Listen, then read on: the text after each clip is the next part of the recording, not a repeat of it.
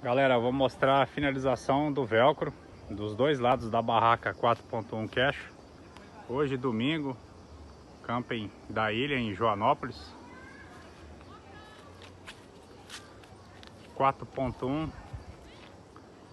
Cash vareta. Vamos lá então, ó. Finalizando o velcro de 5 centímetros no avanço da barraca. Perfeito. Bonito, bonito, bonito demais.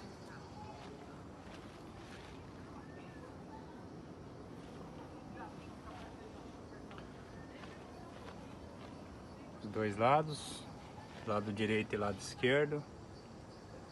Finalizado.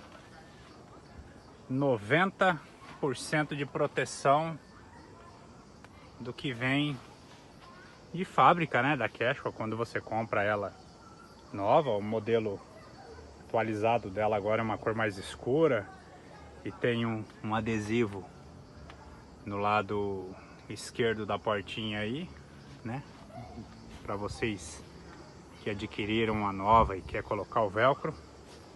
Fica perfeito, perfeito, perfeito. É um custo bem baratinho. Maravilha. Valeu, galera, obrigado.